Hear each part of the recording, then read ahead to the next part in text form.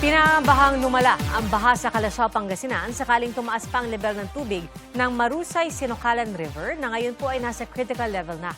Ang sitwasyon sa Pangasinan sa live na pagtuto ni Sandy Salvacio ng GMA Regional TV. Sandy? Pia, sa latest monitoring ng MDRRMO Calasiao ay nasa mahigit 8,000 individual na ang apektado nitong umiiral na masamang panahon at patuloy na pagtaas ng Marusay Sinucalan River.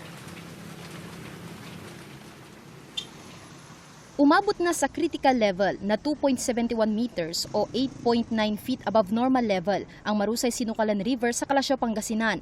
Ayon sa Calasiao Disaster Risk Reduction and Management Office, inaasahang tataas pa ang antas ng tubig sa ilog kapag dumaloy ang tubig galing sa upstream o mataas na lugar. Kung sakali, pinangangabahang lumala ang baha sa ilang lugar gaya sa Barangay Talibao. Binaha rin ang ilang lugar sa Barangay Mancuk. Sa tala ng MDRRMO, may pagbaha sa 14 na barangay sa Calasiao. May naitalang pagbaha sa kanilang lugar, although yung iba po dito ay doon lamang sa kanilang low-lying barangays, low-lying areas, at yung iba naman po ang pinakamalalim na naitala natin ay nasa 3 feet po.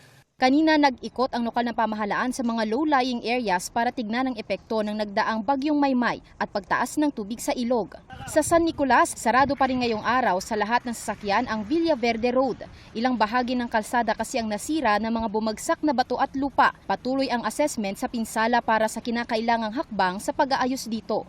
Sa Dagupan City, binaha ang ilang kalsada kabilang ang downtown area dahil sa pag-ulan na sinabayan pa ng high tide. Sa ngayon, humupa na ang baha sa Central Business District. Sa Barangay Maluwad, 11 residente ang nasa evacuation center.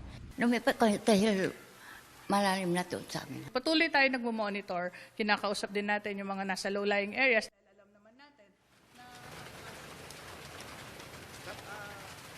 Pia, sa kasalukuyan ay nasa 9 feet na ang antas ng Marusay River dito sa Calasiao, Pangasinan. Above critical level na ito kung ikukumpara sa 8 feet na critical level. Above critical level na rin ang Sinucalan River dito naman sa bayan ng Santa Barbara, Pangasinan, habang nananatiling nasa above normal ang antas ng mga kailugan sa Dagupan City, San Fabian at Mabini. Samantala, nananatili namang bukas ang mga evacuation centers dito sa probinsya ng Pangasinan. Pia. Ingat at maraming salamat, Sandy Salvacio ng GMA Regional TV.